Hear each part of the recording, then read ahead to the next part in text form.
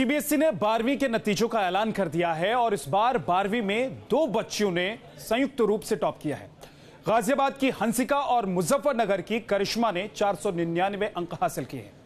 News nation से बातचीत में हंसिका ने अपनी कामयाबी का श्रेय अपने टीचर और माता पिता को दिया।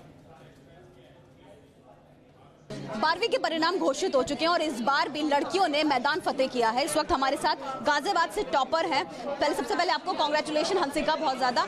कितनी मेहनत लगी और क्या एक्सपेक्टेड था आप टॉपर? आई थिंक मेहनत तो सभी करते हैं, मैंने भी उतनी मेहनत की थी एंड अपना 100% देने की पूरा मैंने किया and of course result was very unexpected as always, but I am very happy to make my parents and teachers proud.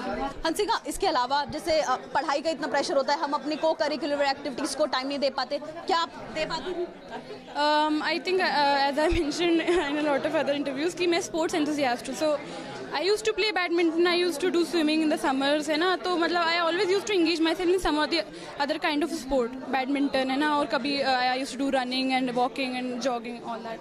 क्योंकि बोर्ड एग्जाम्स होते हैं, बहुत प्रेशर ऑलरेडी होता है, टाइम को स्ट्रेटेजाइज करना होता है कि टाइम ऐसे इतना मैनेजमेंट होना चाहिए कि इसको इस टाइम इस सब्जेक्ट को ज़्यादा दें, ऐसे में थोड़ा अब डीमोरलाइज्ड भी हो जाता है। कभी ऐसा हुआ आप डीमोरलाइज्ड हुई?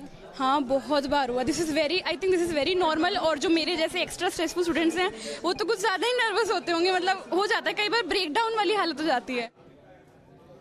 तो ये हंसिका को आप सुन रहे थे, ये टॉपर हैं, लेकिन इस वक्त आयुषी हमारे साथ जुड़ गई हैं। लखनऊ से 3rd टॉपर है आयुषी। आयुषी, बहुत बहुत मुबारक आपको, न्यूज नेशन पर आपका बहुत बहुत स्वागत है।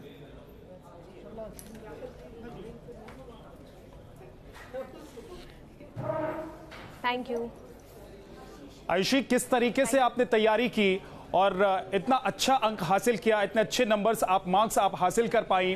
क्योंकि आज तमाम देश भर के लोग आपको देख रहे हैं, वो समझना चाहते होंगे कि इतनी अच्छी तैयारी कैसे होती है।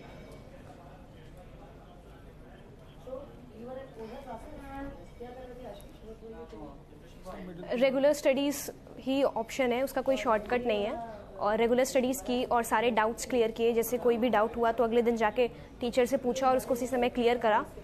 कुछ एंड के लिए नहीं छोड़ा कि छोड़ दो, इसको नहीं आएगा, टफ है या नहीं। जब तक समझ में नहीं आया तब तक गिव अप नहीं किया, उसको पूरी समझने की कोशिश की। आयुषी, पूरे साल तैयारी करते हैं बच्चे तो इतना शानदार नंबर वो हासिल कर पाते हैं, इतने अच्छे मार्क्स ला पाते हैं। आपने किस तरीके से पूरे साल तैयारी की है?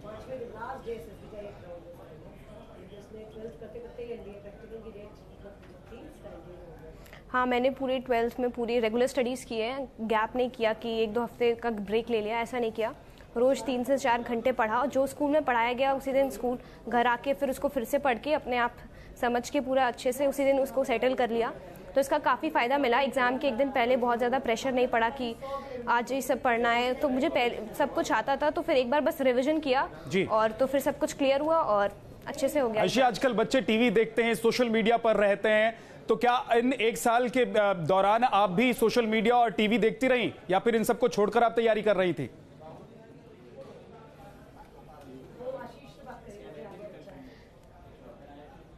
नहीं, सोशल मीडिया पे तो मैं अभी तक कभी नहीं आई हूँ, तो 12th में भी नहीं आई। बाकी टीवी थोड़ा बहुत तो चलता है, इतना एंटरटेनमेंट के लिए हो जाना चाहिए। तो क्रिकेट मैचेस वगैरह बहुत बहुत शुभकामनाएं भविष्य के लिए आपको आयुषी, और इसी तरीके से आप नाम रोशन करती रहें अपने माता पिता का, देश का। एक छोटे से ब्रेक के लिए हम रुक रहे हैं, जल्द वापस लौटेंगे। आप देखते रहिए न्यूज नेशन।